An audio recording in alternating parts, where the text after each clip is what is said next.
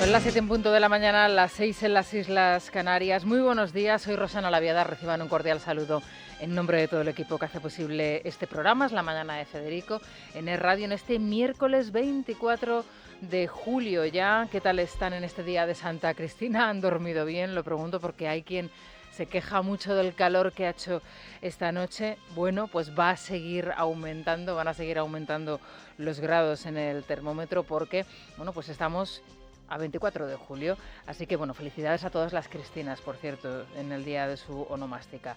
La ola de calor, o lo que los expertos se empeñan en que denominemos ola de calor, aunque para que exista esa ola de calor tenemos que estar hablando al menos de una semana o 10 días en donde se reproduzcan, bueno, pues valores muy elevados, pero estas temperaturas elevadas van a continuar durante la jornada de hoy, incluso van a aumentar algún grado.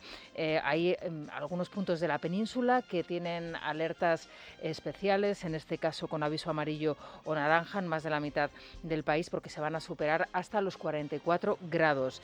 En Madrid en concreto, a esta hora de la mañana en el centro peninsular tenemos 24 grados, hoy la máxima será de 39, es decir, va a ser una jornada más calurosa que la del día de ayer. Sin embargo, la máxima se localiza hoy en la capital hispalense, en Sevilla. Allí van a registrar 43 grados, que por otro lado es lo normal en esta época del año. La mínima, hoy cambiamos, hoy nos situamos en Galicia, en concreto en Lugo, con 15 grados.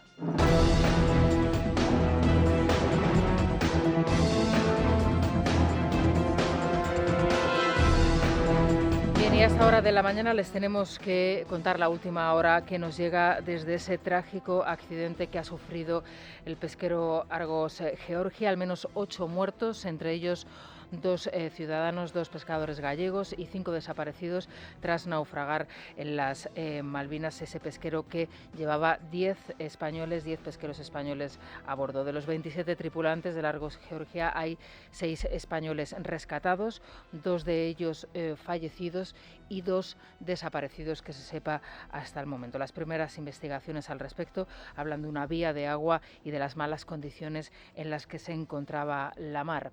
Bueno, como se pueden imaginar todos ustedes, la magnitud de la tragedia es elevada y lógicamente la situación ahora mismo en Galicia y entre los familiares es de absoluta devastación, sobre todo aquellos que han tenido ya comunicación del fallecimiento de sus familiares y aquellos que están a la espera de noticias de los suyos. Por supuesto, a medida que pase el día, si tenemos más información al respecto, alguna notificación oficial, se la iremos comunicando. Son las 7:03 de la mañana, las 6:03 en Canarias.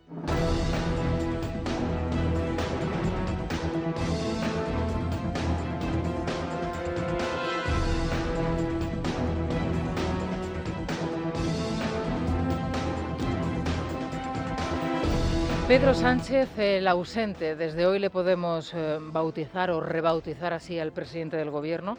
El jefe del Ejecutivo no tuvo el valor suficiente ayer de acudir al Congreso de los Diputados, a ese macropleno celebrado en el Congreso de los Diputados, en la sede de la soberanía nacional, y que concluyó con un fracaso mayúsculo para el Ejecutivo, al que su socio de Junts le ha vuelto a poner la soga al cuello. Los 7 votos negativos de los de Puigdemont impidieron, por la mínima, que el Gobierno pudiera aprobar 2 normas fundamentales. La ley de extranjería, de la que estuvimos ayer hablando aquí largo y tendido en el programa y que pasa por ser uno de los principales problemas que tiene que abordar nuestro país en la actualidad, esa inmigración irregular descontrolada, y el objetivo de déficit que tendrá que volver otra vez a negociarse y que impide poner el primer pilar, las primeras piedras para la construcción de unos nuevos presupuestos generales del Estado que pasan por ser la principal ley de la legislatura para el Gobierno. El fracaso para el Ejecutivo, desde luego, es mayúsculo y la humillación podríamos decir que es aún mayor, aunque hay quien piensa que esto no es así, que no, que no es así como lo estamos leyendo. Es imposible, desde luego, hacer una lectura correcta de lo acontecido ayer en el Congreso sin hacer alusión a lo que va a pasar hoy en Cataluña a las 12 del mediodía, en unas horas, y que fue anunciado a primera hora de la mañana, justo cuando arrancaba el Pleno en el Parlamento. Hoy Pedro Sánchez y Pere Aragonès se van a reunir en Barcelona, en el Palacio de la Generalitat, para escenificar un acuerdo previo a lo que puede ser un gobierno socialista liderado por Illa en Cataluña. Si en unas horas se acordó la inyección de más de 1.500 millones de euros para los cercanías en Cataluña, lo que ahora se llama Rodalies, hoy se va a rubricar el traspaso del ingreso mínimo vital.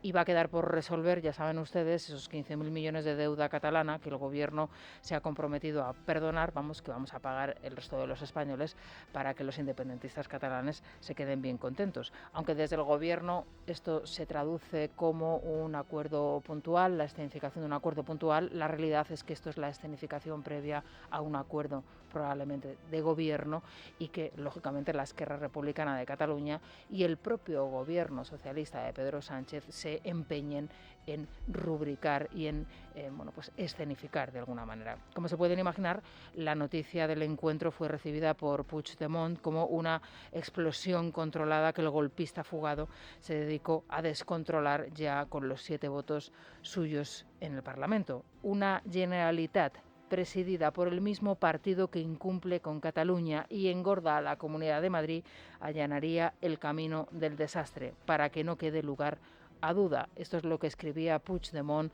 en la red social X justo cuando se estaba desarrollando el Pleno y se seguía la línea del no acuerdo por parte de Puigdemont. Cabe preguntarse entonces, después de lo que sucedió ayer, si Sánchez y el Gobierno descartaban esta reacción de Puigdemont cuando dieron a conocer que hoy se iba a producir ese encuentro entre Pere Aragonès y el presidente del Gobierno en el Palacio de la Generalitat en plena negociación de un gobierno para Cataluña. ¿Por qué se filtra entonces esa reunión con Aragonès cuando empieza justo el Pleno en el Congreso de los Diputados? ¿Por qué precisamente en ese momento y no se espera unas horas o simplemente se deja para otro día? ¿Tenía ya Sánchez el no de Junts sobre la mesa? ¿Ese no de Junts se decide de forma posterior a la notificación del encuentro? En fin, son muchas las preguntas que hay sobre la mesa y que de momento no tienen respuesta, pero creo sinceramente que ya va siendo hora para todos aquellos que de momento parecen no haberse enterado, de que se enteren de que España está en manos de unos trileros, en el mejor de los casos, y en el peor, ya saben ustedes, es un juez quien lo deberá determinar y está, desde luego, parece que decidido y encaminado a ello. Pero a ver si se enteran ya aquellos que parecen no enterarse. En España estamos en manos de unos trileros que nos hacen ver algo que realmente no existe o que es bien distinto, y el principal de ellos es el presidente del Gobierno, Pedro Sánchez. Anoche eran muchos los que hablaban de un final de ciclo, de un final de legislatura, justo cuando se cumple el primer año del inicio de la legislatura, es decir, como colofón a ese primer aniversario, pues esa voladura o ese final de ciclo, no sé si controlado o descontrolado, como les acabo de explicar. Vamos a escuchar al diputado de Junts, Josep María Cruzet, a Ione Belarra de Podemos, a Gabriel Rufián de Esquerra Republicana de Cataluña y a Cuca Gamarra. Nos encontramos ante un gobierno que no quiere entender que no tiene mayoría absoluta en el hemiciclo y que, por tanto, necesita de otros grupos políticos, en este caso de los 7 votos de Junts per Catalunya, para sacar adelante sus iniciativas. Si ahora tenemos un gobierno que solo busca el titular, un gobierno que no gobierna y que no cuida la mayoría democrática y plurinacional que dio lugar a la investidura de Pedro Sánchez. Por tanto, creo que la legislatura progresista hoy queda literalmente enterrada. Creo que estamos más cerca que ayer de una moción de censura de Feijóo, votada por Junts, y creo que es poco opinable, lo digo por la dinámica que vemos de votos de Junts con la derecha, la otra derecha española, PP y Vox, que es absolutamente legítimo, pero creo que puede llegar a pasar, yo lo digo hace tiempo. Pedro Sánchez debe reflexionar sobre la situación a la que ha llevado a nuestro país y, por tanto, es el momento de que él se pronuncie. Mañana será el momento de que el presidente Feijóo anuncie las medidas que considera deben llevarse a cabo si Pedro Sánchez no da un paso al frente. Es la mañana. Es radio. Bien, y es que a partir de la 1:30 de la tarde, Alberto Núñez Feijóo va a presidir esa plenaria de los grupos parlamentarios, tanto en el Congreso como en el Senado, y posteriormente va a ofrecer una rueda de prensa, esa rueda de prensa a la que se refería Cuca Gamarra y con cuyas declaraciones, pues ha despertado todo tipo de especulaciones. Hay quien habla de una moción de censura, hay quien habla de una moción de confianza, en fin, veremos a ver qué es lo que tiene que decir el líder de la oposición en este caso. El Pleno no se entiende sin el anuncio previo, como les digo, de ese encuentro Sánchez-Aragonés y las negociaciones para un gobierno de illa en Cataluña, como no se entiende sin abordar la situación personal del presidente del gobierno y su entorno más cercano, es decir, su esposa Begoña Gómez y su hermano David Sánchez. La defensa de Begoña Gómez ha recurrido a la citación del presidente del gobierno por parte del juez Peinado, como lo ha hecho también la Fiscalía, que coincide en muchísimos de los argumentos con la defensa de Begoña Gómez ejercida por Antonio Camacho, Luis Díaz, Vanessa Vallecillo. ¿Qué tal estás? Buenos días. Buenos días, Rosana. Pues en una acción que parece coordinada, la defensa de Begoña Gómez y la Fiscalía recurren a la citación de Pedro Sánchez el próximo martes en la causa que se investiga en torno a los negocios de su esposa. El fiscal se pregunta qué se espera que diga el presidente sobre la actividad de su esposa, que la conocía o que participó, que colaboró. U otra pregunta, ¿qué fomentó la actividad? El fiscal en el recurso pide que se retire la testifical y en caso de que se mantenga se permita al presidente del gobierno responder a las preguntas por escrito. Antonio Camacho, abogado de Begoña Gómez, también habla en su escrito de una citación que no está ajustada a derecho. Respecto a los trabajos de la mujer del presidente, esta confirma que su lugar de trabajo es la Moncloa. Miguel Ángel Pérez. Buenos días. Begoña Gómez ha confesado al juez que el Palacio de la Moncloa es su lugar de trabajo. El titular del Juzgado de Instrucción número 41 de Madrid, Juan Carlos Peinado, acordó tomar declaración como testigo a su esposo, el presidente del Gobierno Pedro Sánchez, el próximo martes 30 de julio, en el marco de la investigación abierta por delitos de tráfico de influencias y corrupción en los negocios. El empresario Juan Carlos Barrabés y el rector de la Universidad Complutense de Madrid, Joaquín Goyache, reconocieron ya en sede judicial haber mantenido reuniones en el Palacio de la Moncloa. En un escrito de 8 páginas al que ha tenido acceso Libertad Digital, la defensa de Begoña Gómez, que lidera el exministro socialista Antonio Camacho, recurre a la citación de Pedro Sánchez y afirma textualmente que el Palacio de la Moncloa no se debe olvidar que es el domicilio actual y el lugar de trabajo de mi representada y de su cónyuge. Pues en esta misma declaración ya se está incurriendo, desde luego, o se está concluyendo una sospecha. Es que Begoña Gómez, la mujer del presidente del gobierno, puede ejercer sus funciones laborales en la Moncloa, que es la sede de la presidencia del gobierno. Bueno, es que ya partiendo de la base de la explicación que da el propio abogado en ese recurso, ya tenemos una cuestión que creo que es fundamental y que incluso, pues podría originar un debate parlamentario sobre las responsabilidades, los límites que debe tener la mujer del presidente del gobierno. Bueno, Míriam González, la que fue esposa de Nick Clegg, vicepresidente del gobierno británico, lo dijo, y aquí lo hemos reiterado por activa y por pasiva, que si ella hubiese hecho el cuarto y mitad de lo que ha hecho Begoña Gómez, la habrían desde luego, colgado en una plaza pública. No sé si en el centro de Londres o no sé, al lado del Museo Británico o no sé, al lado del Museo de Cera quizá. Pero la realidad es esta, que el simple hecho de que se esté asegurando con absoluta tranquilidad que el despacho, la oficina de trabajo de Begoña Gómez es la Moncloa, ya es un motivo para un debate parlamentario. Pero, volviendo a las preguntas que plantea el fiscal, que como nos contaba anteriormente Vanessa, ha presentado un recurso que es prácticamente parejo al de Antonio Camacho, parece que es una acción coordinada y es que, alguien lo duda a estas alturas. Volviendo a esas preguntas, pues sí, claro que sí, queremos que nos explique el presidente del gobierno a qué se dedica su esposa. Queremos que nos explique el presidente del gobierno si conocía la actividad de su esposa y si participó en ella. Queremos que nos explique el presidente del gobierno si colaboró en esa actividad con su esposa. y queremos que nos explique el presidente del Gobierno si fomentó la actividad de su esposa, que se concluyó en esas 2 reuniones al menos que tuvo en Moncloa con el empresario Barrabés, en la que también estuvo su esposa, de qué hablaban en esos encuentros. En fin, por supuesto que queremos saber, y las preguntas desde luego planteadas por la Fiscalía son muy, muy pertinentes. Bueno, en cualquier caso, veremos a ver qué es lo que sucede, si finalmente esto se suspende, si finalmente la declaración se produce como parece ser que pretenden, por escrito y no de manera presencial, pero desde luego es un punto importante para entender todo lo que está sucediendo en España en las últimas horas y en los últimos días, y que pasa, por supuesto, también por ese pleno maratoniano de ayer de nada más y nada menos que 10 horas de duración, y en donde se saldó con 4 nuevos fracasos importantísimos para el Ejecutivo, contando ya 32 leyes que no consigue sacar adelante el Ejecutivo.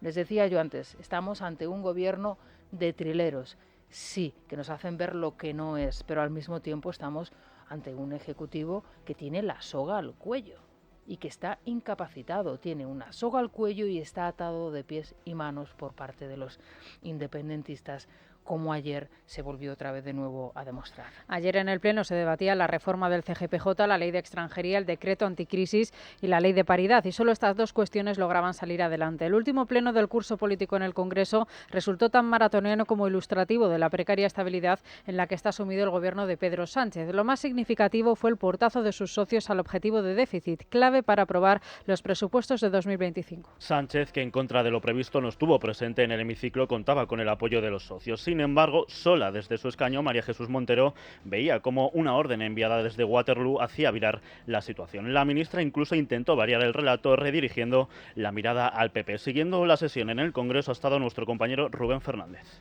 Buenos días. Si algo ha sorprendido al gobierno del pleno de ayer fue la decisión de Junts de votar en contra del techo de gasto y que anunciaba el diputado Crusets desde el pasillo del Congreso cuando María Jesús Montero todavía estaba interviniendo dentro. El govern no pot comptar amb els 7 vots de Junts per Catalunya per la y que justificaba porque dice en los últimos presupuestos no se ha beneficiado a Cataluña. La decisión obligaba a la vicepresidenta primera a salir a reaccionar al patio, obviaba el voto de Junts y se centraba en atacar al Partido Popular. Las comunidades del Partido Popular no votaron en contra en el Consejo de Política Fiscal de esta medida. Ha sido el Partido Popular simple y llanamente por el único afán que les mueve, que es intentar el acoso derribo a este gobierno. Pero desde el PP aseguran que España se merece otro gobierno y piden a Pedro Sánchez que reflexione. Cuca Gamarra.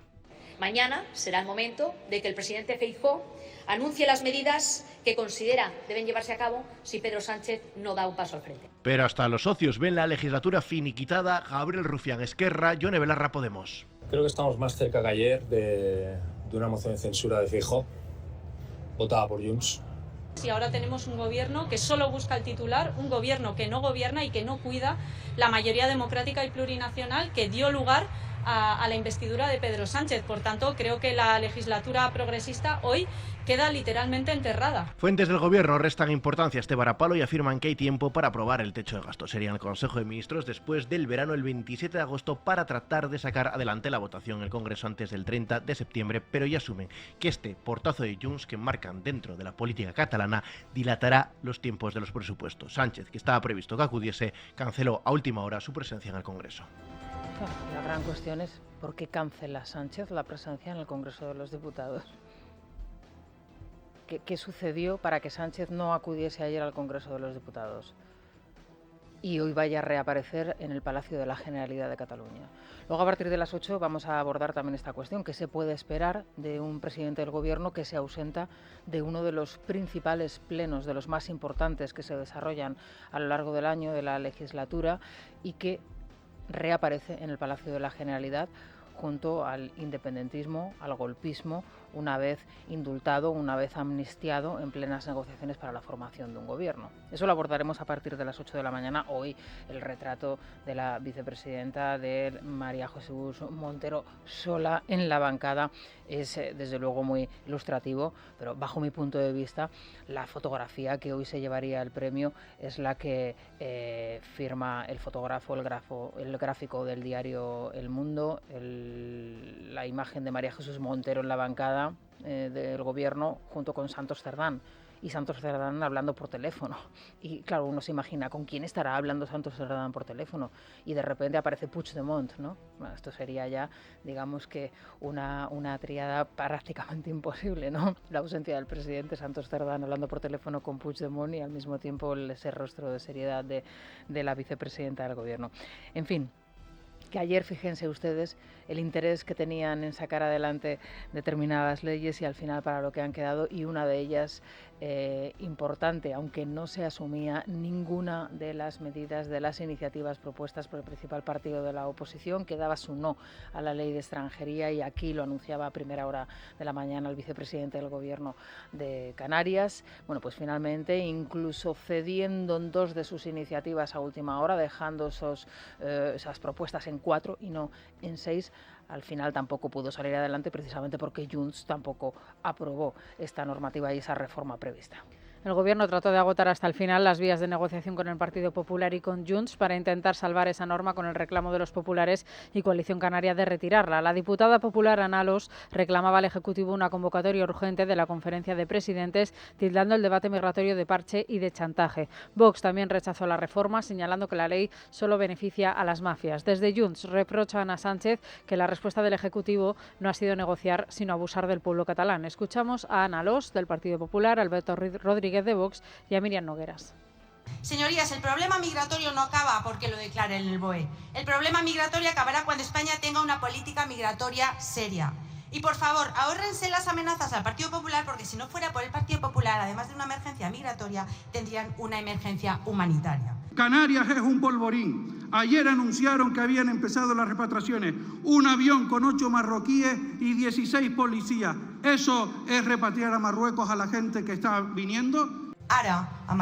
Ahora, con esta ley, todas las comunidades autónomas estarán obligadas a acoger lo que se dicte, quieran o no, puedan o no puedan. La respuesta del Gobierno español ha estado clara siempre: abusar de la solidaridad del pueblo de Cataluña. D'aquesta solidaritat del poble de Catalunya. Ante esta nueva derrota parlamentaria, el Gobierno critica la posición de los populares equiparándoles con el partido de Abascal. Todo apunta a que el Ejecutivo estaría preparando un plan B que pasaría por recurrir de nuevo a la fórmula del decreto ley. Desde el PP consideran que la norma está basada en la imposición y no en el diálogo. Tiene más detalles Leticia Barquín. Buenos días. Buenos días. Con 171 votos a favor, 177 en contra y una abstención de UPN, el Congreso de los Diputados tumba la reforma del artículo 35 de la Ley de Extranjería. El PSOE optó por no retirar la proposición de ley, a pesar de que la diputada de Coalición Canaria ya auguraba un fracaso en la votación. Sin embargo, el socialista Pachi López ya culpaba a los populares. Nosotros no renunciamos a nada, pero no se trata de negociar. Se trata de que cada uno manifieste de verdad cuál es su voluntad política. Claro, es que esto no estamos hablando de la megapolítica de inmigración o de extranjería, no. Estamos hablando de cómo resolvemos un problema que es urgente. Precisamente el PP critica la falta de voluntad del Gobierno para negociar. Los populares habían reducido de 6 a 4 sus exigencias para apoyar la medida. Miguel Tellado.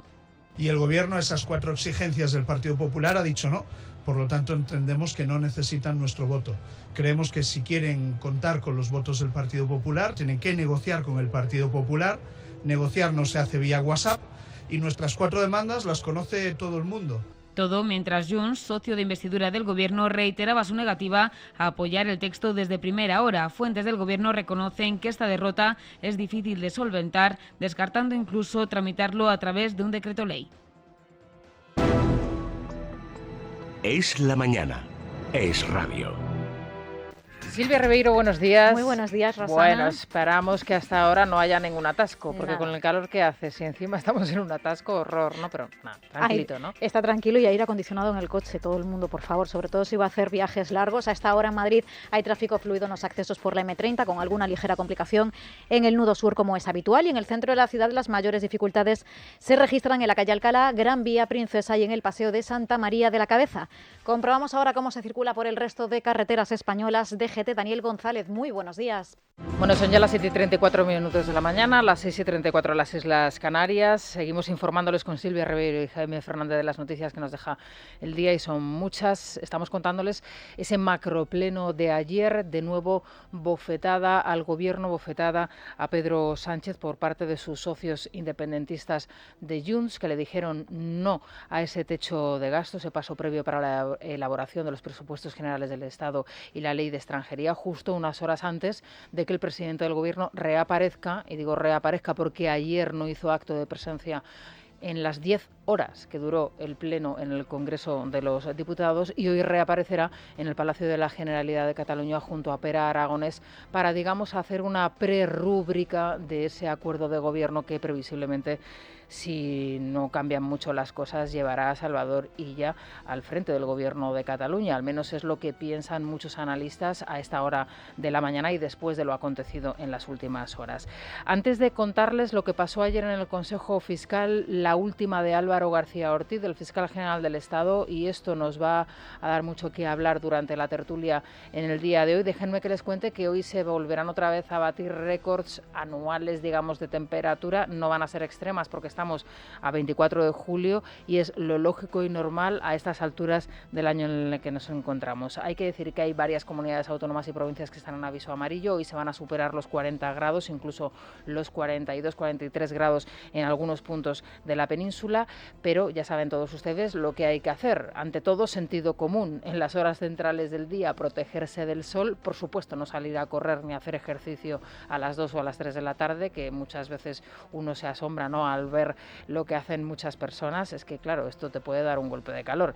Y en fin, protegerse, pues como ya sabemos, hidratándonos en la sombra, con las piscinas, en el mar, si uno es tan afortunado de poder tenerlo cerca. En fin, ya saben. En Madrid estamos a 24 grados, en el centro peninsular a esta hora de la mañana. Hoy la máxima será de 39, la máxima de las máximas en la capital hispalense, en Sevilla 43 grados y la mínima en Lugo con 15. Bien, como les comentaba, Álvaro García Ortiz, la última del fiscal general del Estado, volver otra vez a imponer la candidatura de Dolores Delgado, la que fuese su antecesora, fiscal general del Estado, también exministra de Justicia, para fiscal de sala, a pesar de la clara incompatibilidad, como dijo el Supremo, que tiene con la actividad profesional que en la actualidad ejerce su esposo Baltasar Garzón. Bueno, pues saltándose absolutamente todo lo dicho y exigido por el Tribunal Constitucional, el señor Álvaro García Ortiz impone a su queridísima amiga del alma, a pesar de que varios consejeros, varios de los fiscales allí presentes, 7 en concreto, se negaron a votar precisamente porque no pudieron estudiar correctamente y con toda la documentación pertinente si existía o no incompatibilidad para este cargo. Silvia. Sí, Álvaro García Ortiz propone de nuevo a su predecesora Dolores Delgado como fiscal de sala de Memoria Democrática, a pesar de que 7 de los 12 miembros del Consejo Fiscal se negaron a votar su idoneidad para el puesto por su relación con Baltasar Garzón. Los vocales exigían más documentación y posponer la votación, pero el fiscal general no ha atendido esas peticiones. Se da la circunstancia de que el Supremo ya tumbó este nombramiento y también la designación de Delgado como fiscal de sala de lo militar, también por parte de García Ortiz, que fue entonces incluso condenado por desviación de poder. Bien, ya les adelanto que a partir de las 9:20 de la mañana vamos a tener ocasión de hablar con Salvador Viada. Él es uno de los 7 vocales del Consejo Fiscal que se ha negado a votar este nombramiento, el perteneciente a la Asociación Profesional Independiente de Fiscales, y además hace tan solo unos días, aquí lo comentábamos en la tertulia, firmaba una tercera en ABC en donde directamente exigía al fiscal general del Estado su dimisión, no por esta circunstancia en concreto que se produjo ayer, sino por la filtración de esos datos privados del novio de Isabel Díaz Ayuso por su parte.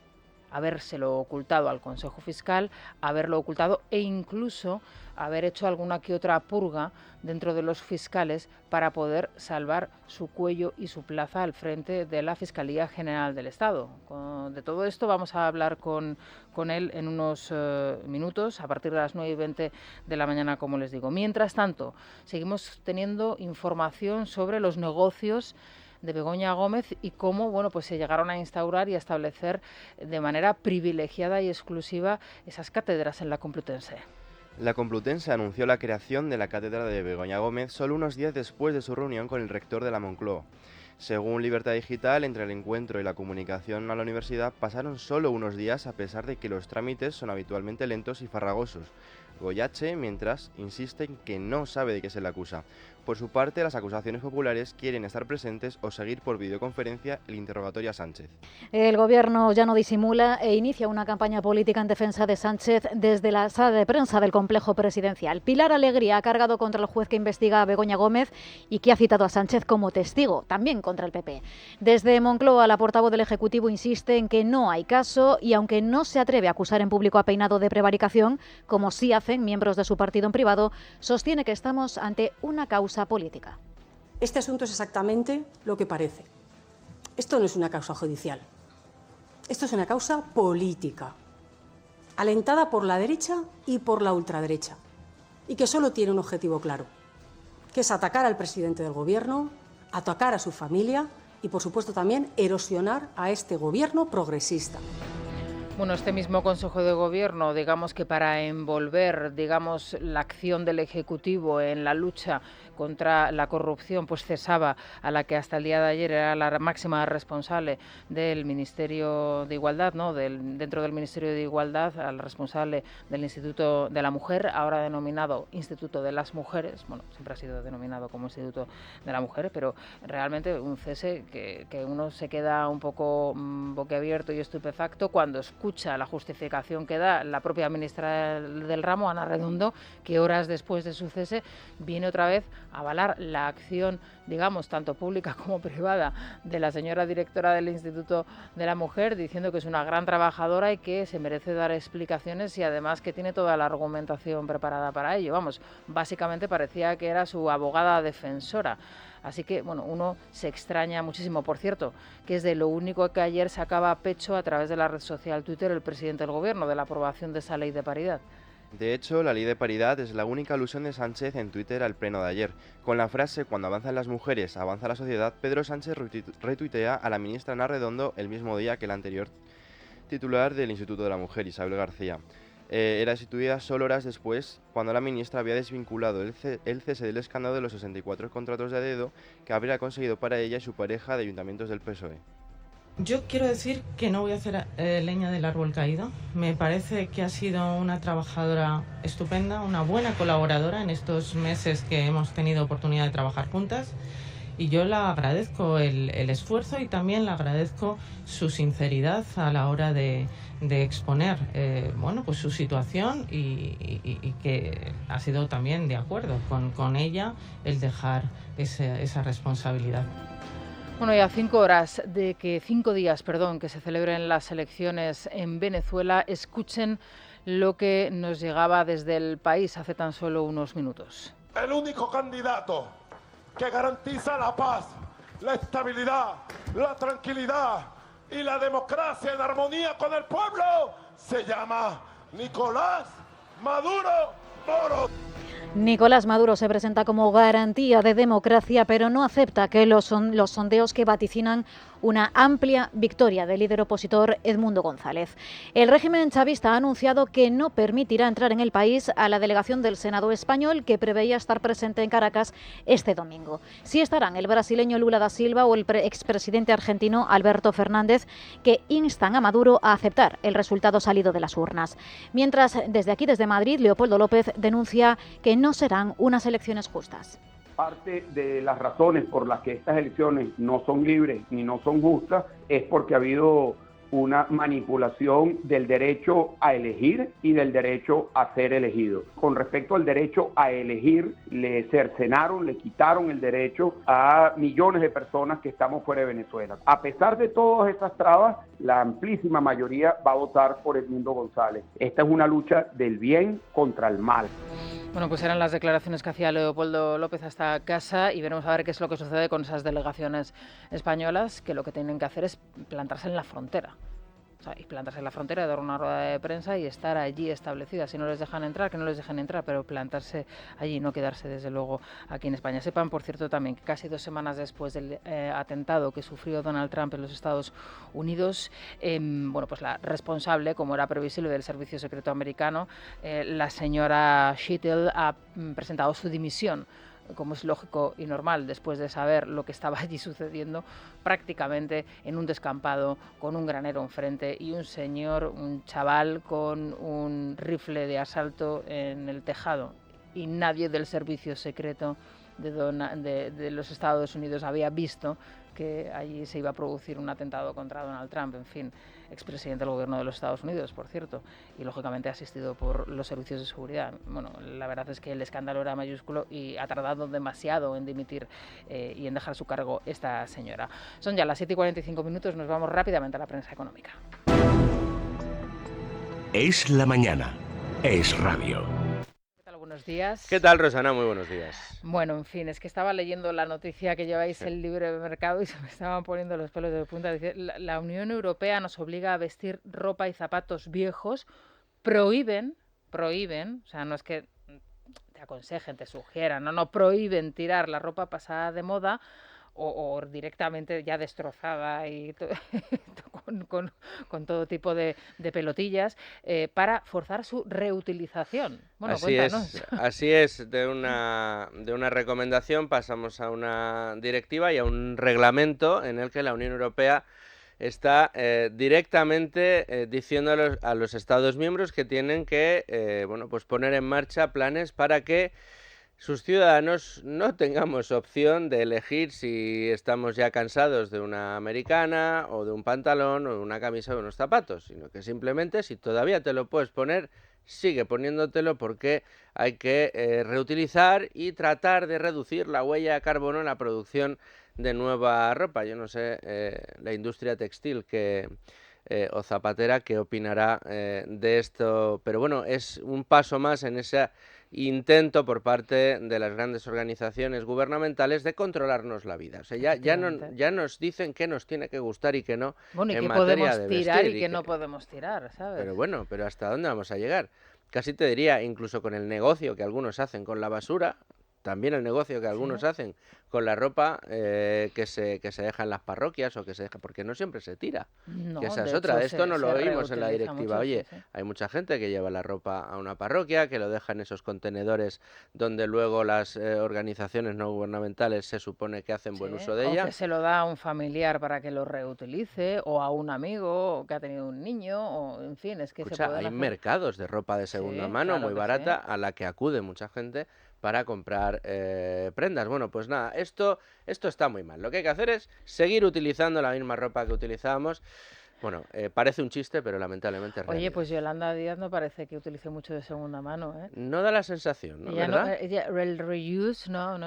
El reuse no va y eso que se lo plancha todos los días, pues se ve que Bueno, te lo digo porque es la protagonista de la siguiente noticia. Ahora pretende parar la ampliación del puerto de Palma, que además es una de esas grandes obras e infraestructuras que ahora mismo en Palma no lleva ya tiempo desarrollándose y que además mucha gente está deseando ya de eso, de verlo finiquitado y finalizado, ¿no? Ahora es una de las principales opositoras. Desde luego que sí, el partido de Yolanda Díaz, Sumar, se lanza ahora contra Baleares pretendiendo parar la ampliación de ese puerto de Palma. Ha exigido al gobierno suspender de inmediato la implementación del plan de crecimiento y ampliación del puerto de Palma, considerando, dice Yolanda Díaz, el alto impacto ambiental y turístico que conllevará y el más que previsible impacto en los precios de la vivienda. Considera que es una obra que solo favorece a la industria del lujo y de los pisos caros, con lo cual lo que hay que hacer es parar esa obra.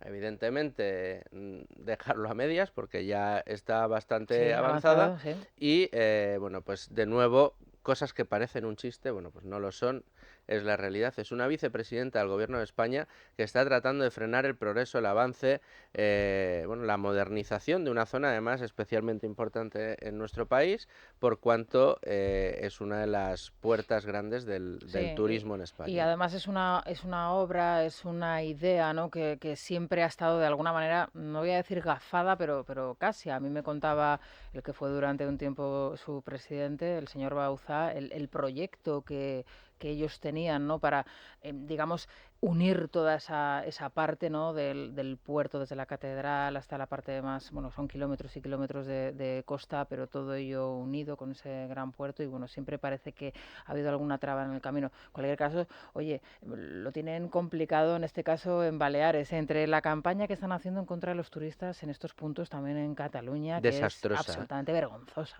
Desastrosa, y con unos efectos que ya se van notando. Es que ya veremos a ver, o sea, tú eres turista, te has gastado tu dinero, estás consumiendo en lo que te da la gana en un país extranjero y de repente ves a 4 tiraos, ¿sabes?, escupiéndote a la cara en el local donde estás consumiendo y yo no vuelvo a ese país. No, desde luego que no. Es una vergüenza. Y estamos hablando de que España es uno de los países que siempre ha estado compitiendo por ser el que más turistas atrae cada año. Sí, Somos se van a potencia llevar mundial un recuerdo maravilloso. En turismo, y lo que estamos haciendo es, bueno, pues cargándonos a la gallina, a los huevos de oro. Y lo justifican diciendo que es que, claro, es que ese turista no compra la porcelana hecha de manera artesanal por el artesano de turno y se va a la tienda de los chinos. En fin, bueno, pues ahí cada uno puede hacer lo que le dé la gana, ¿no? Esa es la un libertad. desastre. Bueno, ¿algún titular más rápidamente que nos deja la prensa, Luis? Bueno, pues mira, hoy recogen todo, si quieres es lo que podemos contar, cómo el Sabadell ha conseguido unos resultados extraordinariamente buenos, ha anunciado un reparto de dividendo en 2.900 millones en dividendos en 2 años,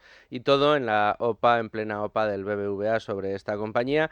Y por último, en 5 días que nos recuerdan que el gobierno está encarando la aprobación o no del plan saudí, recordemos, de la compañía STC, para alcanzar el 10% en Telefónica, después de que la SEPI ya entrara y que Criteria ampliara su apuesta por esta compañía.